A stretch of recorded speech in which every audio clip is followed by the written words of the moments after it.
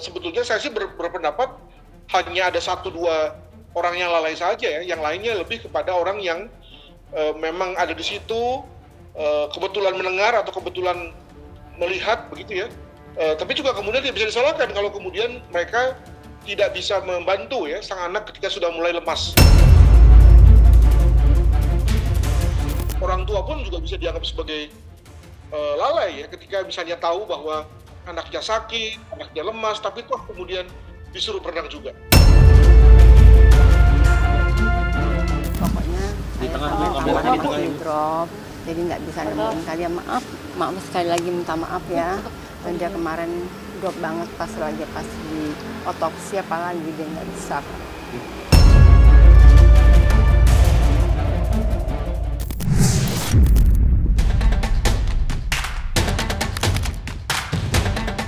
Detik demi detik, tabir tentang apa penyebab berpulangnya Dante, putra Tamara Tiasmara dan sang mantan suami Angger Dimas yang menghembuskan nafas terakhirnya usai mengalami peristiwa naas di sebuah kolam renang semakin terbuka.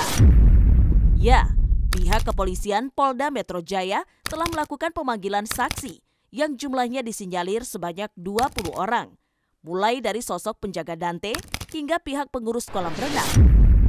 Tak hanya itu, beberapa hari silam, pihak kepolisian juga telah melangsungkan proses otopsi terhadap tubuh dari Dante untuk memastikan tidak ada lagi fakta yang terlewatkan. Sederet upaya yang sudah dilakukan polisi pun telah membuahkan hasil. Ya, pada tanggal 7 Februari lalu, melalui sebuah pernyataan resmi, Polda Metro Jaya mengumumkan bahwa pihaknya menemukan unsur pidana di balik meninggalnya Dante. Dengan telah terkumpulnya sebuah bukti yang diperlukan, pihak Polda pun siap untuk mengambil langkah terbaru dan membongkar sebuah fakta yang mengiringi kisah pilu kepulangan Dante. Ya, kurang dari 1 kali 20 jam ke depan, pihak kepolisian Polda Metro Jaya akan melakukan rilis tersangka.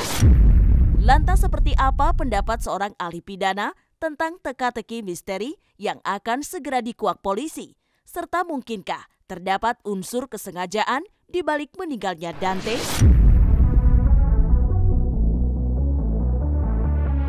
Tentunya kalau kita lihat bahwa korbannya anak dan juga orang tuanya adalah orang-orang entertainment, maka kurang lebih apa sih yang menjadikan motif kemudian ada anak yang kemudian disengaja untuk mati gitu. Rasanya tentu kecil sekali. Nah, untuk itu maka saya berpendapat menepis ya untuk sementara sambil menunggu fakta bahwa ini adalah suatu pembunuhan lebih kepada kelalaian yang kemudian pertama-tama juga diakibatkan oleh karena kemungkinan kondisi sang anak yang tidak fit ya. Kondisi anak yang mungkin sedang sakit, sedang keracunan atau demam, yang lalu kemudian diajak berenang padahal kondisinya tidak fit. Nah, itu saya kira bisa dimengerti karena biasanya anak itu tidak sensitif dengan kondisinya, ya, karena perasaannya senang, karena merasa nyaman ya berolahraga yang dia senangi, maka kemudian dia tidak sensitif dengan tubuhnya. Ya, dengan kata lain dia sedang sakit, sedang tidak enak badan, tapi kemudian dia paksa berenang. Nah, dalam rangka berenang lalu kemudian tubuhnya nggak tahan, lalu kemudian mungkin tenggelam ya sehingga kemudian mengakibatkan kecelakaan pada dirinya. Tentunya kami sudah mendapatkan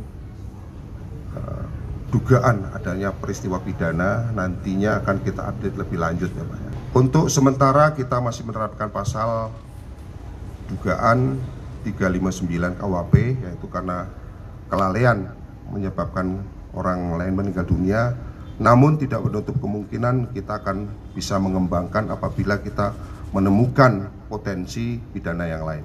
Orang tua pun juga bisa dianggap sebagai lalai ya ketika misalnya tahu bahwa anaknya sakit, anaknya lemas, tapi toh kemudian disuruh berenang juga. Setidaknya ada 20 saksi yang sudah dilakukan pemeriksaan. Kemudian ada update terbaru, kan kemarin setelah olah TKP itu ada beberapa CCTV yang dibawa ke laboratorium forensik untuk dilakukan pemeriksaan secara laboratoris.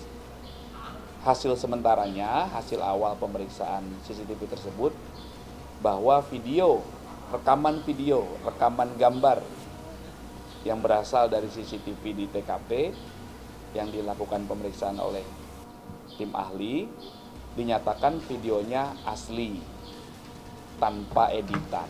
Ke depan penyidik akan melaksanakan gelar untuk menentukan siapa tersangka dalam kasus ini.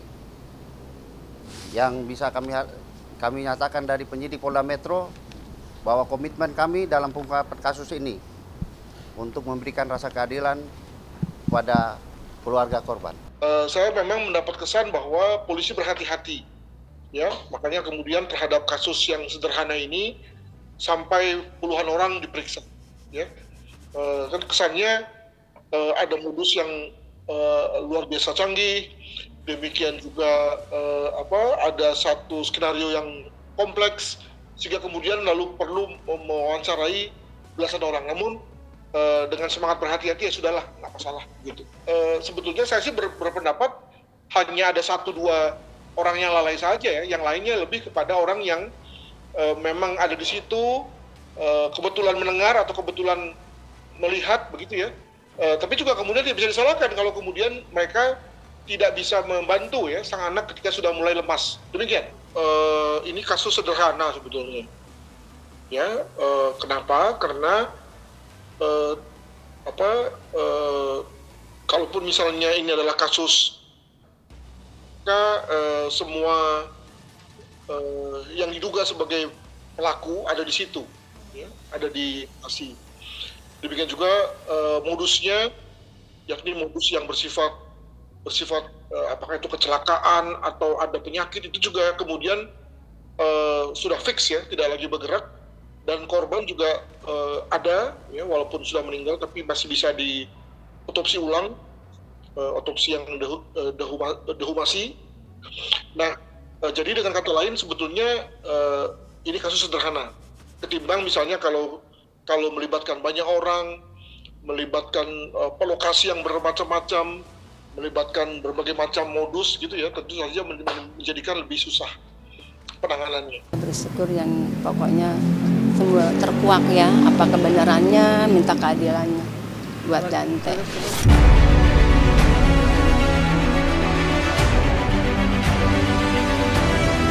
Hanya sekedar ngejar konten. Kalau salah ya salah. Bisa berlatih. Saksikan bersama saya Visa Putri pukul 18.00 hanya di Cumi, visit di cumi-cumi.com.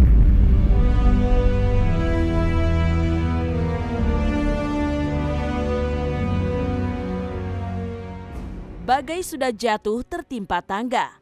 Di tengah dalamnya luka akibat meninggalnya sang putra, Tamara Tiasmara kini juga harus menghadapi polemik hukum dengan memberikan kesaksian kepada polisi. Belum lagi aksi Tamara Tiasmara yang begitu cekatan dalam menggandeng kuasa hukum selepas berpulangnya sang putra juga ikut menuai sorotan masyarakat. Mirisnya lagi, aksi Tamara tersebut turut melahirkan tanda tanya besar di benak masyarakat luas. Kini Tamara pun tak bisa mengelak dari kenyataan, di mana semua gerak-geriknya tiap kali muncul di hadapan awak media mendapatkan sorotan dari warganet. Lantas seperti apa analisa dari seorang pakar mikroekspresi terhadap gelagat-gelagat janggal Tamara Tiasmara saat harus bersaksi atas keputusannya untuk menitipkan sang anak kepada sesosok orang kepercayaan sebelum akhirnya dikabarkan tenggelam. Buat saya ekspresi sedih tiap orang itu beda-beda. Ya saya aja gini, saya belajar tentang ekspresi manusia, saya belajar tentang pikiran manusia, saya belajar tentang komunikasi manusia. Saya aja nggak berani mengambil bahwa orang itu kan kok nggak sedih ya segala macam tanpa melihat, tanpa wawancara dengan orang itu langsung terkait korbannya. Oke, buat saya ketika Tamara menjelaskan terkait kejadiannya, terkait bahwa dia nggak nutupin, terkait bahwa dia nggak nutupin CCTV dan sebagainya gitu. Buat saya banyakkan ekspresi yang ditampilkan itu adalah ekspresi bingung dan sedih sih. Kalau kita lihat beberapa kondisi bahkan dia ini mengerus sedikit dan ini turun dan ini agak turun sedikit. Nah itu dia sedih, dia beneran sedih. Ketika dia melirik ke arah pengacaranya, itu yang kita sebut sebagai confirmation gesture. Dia memang butuh bantuan gitu loh. Ini dijawab nggak ya? Ini saya harus gimana gitu. Ya itu kan gunanya pengacara. Pokoknya saya nyampe di lokasi itu, kondisinya kan Dante udah meninggal ya. Dan ditemani oleh siapa? Saya sudah ceritakan semuanya kepada pihak kepolisian. Bukan wewenang saya untuk memberitahu ke orang-orang, itu kan kewajiban kepolisian untuk menjelaskan. Kalau saya yang menjelaskan nanti timbul fitnah, timbul gimana Kak? Kayak cacat hukum atau seperti apalah gitu. Itu kan kewenangannya kepolisian untuk memberitahu siapa pelaku. Kita perlu lihat bahwa dia menjawab, bahwa kata-katanya adalah kata-kata dia bilang kan, ya semuanya sudah diserahkan pada pihak kepolisian kan gitu kan. Jadi kalau saya lihat ekspresi yang ditampilkan itu adalah ekspresi ragu-ragu, ekspresi bingung. Ya bingungnya ditahan ya, tapi yang jelas dia kayak memang menahan sesuatu, menutupi sesuatu. Kenapa? Karena bisa jadi memang laki-laki itu dekat dengan dia bukan sekedar teman-teman, bisa lebih dari teman. Dan itu bisa jadi gosip yang nggak jelas, segala macam, sebuah konspirasi teori di luar sana yang macam-macam. Dan buat saya jawaban dia sudah cukup taktis dan jawaban dia sudah cukup oke untuk jawab bahwa sudah diserahkan pada pihak penyidik. Silakan tanya aja misalnya pada pihak penyidik. Kalau ketika ditampilkan, ketika dia cerita, ada beberapa momen dia misalnya bocor, yaitu apa? Kelihatan sedih. Ditarikan bibirnya, pinggirnya turun ke bawah, terus matanya mulai berkaca-kaca. Itu ada kondisinya kayak gitu. Tapi nggak full. Ingat bahwa ada orang yang nggak nyaman loh, kelihatan nangis, kelihatan sedih, kelihatan ringkih di depan publik. Saya tahu dilemanya. Kemungkinan besar dilemanya ada dua nih. Alternatif kemungkinan pertama adalah satu, dia pasti tidak mau selama ini juga mungkin nggak dibuka ke publik tentang hubungan personal dia. Ya, dan kedua dan pertama, kalau misalnya kemudian publik merasa bahwa ini ada sesuatu yang tidak beres tanda petik dengan orang ini, itu akan mudah sebelum ada terang benderang dalam hal penyidikan segala macam, itu kemudian orang netizen kita biasa melabel seseorang macam-macam nggak jelas gitu ya. Kalau nanti terbukti ternyata tidak bersalah, poin yang kedua, itu nggak mudah untuk membersihkan nama baik orang tersebut. Dan ini bisa, kalau kita munculkan alternatif ketiga, bisa jadi kena undang-undang ITE misalnya kalau dia salah ngomong. Nah, jadi lebih baik dia lemparkan kepada pihak yang berwenang. Sesederhana itu sih kalau saya lihat. Alhamdulillah sangat mengapresiasikan kepolisian ini cepat banget.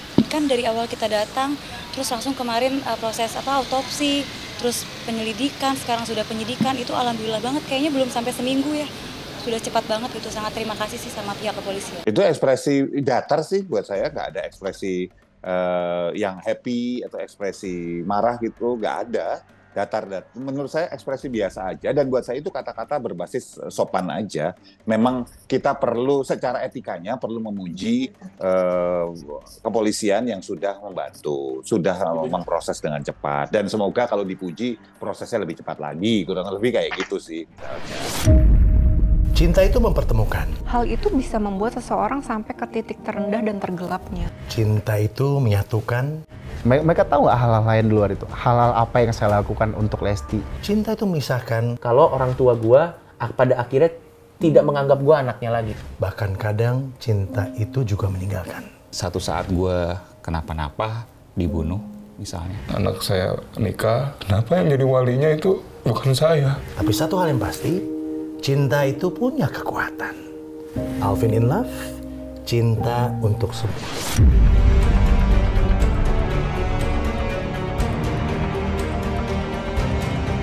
Keteguhan hati Tamara Tiasmara yang hingga sampai saat ini masih juga merahasiakan identitas dari sosok yang menjaga Dante sebelum meninggal, nyatanya masih melahirkan tanda tanya besar di benak warganet. Parahnya, keputusan itu membuat Tamara mendapatkan berbagai tudingan miring yang kurang sedap. Oleh karenanya, pihak Tamara Tiasmara pun maju ke hadapan publik untuk menegaskan bahwa dirinya tidak pernah sekalipun menghalangi proses penyelidikan dengan menyembunyikan rekaman CCTV. Tak hanya itu, dalam kesempatan yang sama, wanita kelahiran tahun 1995 itu juga membantah tegas. isu yang menuding dirinya menolak tindakan otopsi secara sepihak. Karena sejatinya, Angger Dimas juga sempat ragu memberikan izin kepada pihak kepolisian untuk melangsungkan proses otopsi. Buktinya, Angger sendiri yang menuliskan surat pernyataan penolakan otopsi. Jadi saya sampaikan bahwa mengenai status siapa orangnya silakan ditanyakan ke pihak penyidik, pihak kepolisian. Yang pasti dari awal pemeriksaan dalam proses penyelidikan sampai sekarang sudah naik ke penyidikan, udah diceritakan semua dari A sampai Z. Jadi kita tinggal menunggu konfirmasi, tinggal menunggu hasil. Dan saya tambahkan lagi juga tadi ada beberapa saksi yang sudah diperiksa untuk memberi keterangan lebih jelas. Tidak ada saya menyembunyikan CCTV, saya tidak bolehin bapaknya lihat CCTV, itu nggak ada. Saya sendiri pengen banget lihat CCTV-nya. Yang tadinya saya nanti tunggu 7 hari, nanti tunggu 7 hari. Pas saya siap ternyata udah disita polisi. Jadi tidak ada saya menyembunyikan CCTV, apalagi tidak ada saya menolak visum. Surat visum dibuat berdua oleh mantan suami saya Angger. Itu saya buat berdua, Angger yang tulis tangan, saya cuma tanda tangan. Jadi tidak ada saya menolak visum atau saya menyembunyikan CCTV, itu tidak ada, Bang. Dan siapa yang hadir di situ kita pengen tahu, cuma memang informasi yang kami dapatkan tuh sangat sedikit sekali. Makanya kita minta tolong buat laporan ke Polsek dan akhirnya dilanjutkan dari Polsek ke Polda oleh Polseknya sendiri yang lapor. Karena kita buat laporan saat itu pihak Polsek bilang tanpa Bapak membuat laporan pun saya sendiri sudah buat laporan. Dari awal itu polisi datang ke rumah untuk minta surat itu waktu Dante udah dimandiin posisinya. Ya gimana, kita tuh ibaratnya kayak gitu pas Dante udah habis mandi mau disolatin, kita kayak bingung aja gitu loh. Ya udahlah bikinlah tanda tangan lah gitu. Suasana masih berduka. Aku pun tanda tangan itu suratnya itu masih ditutup nama doang, belum ada penjelasan surat untuk apa.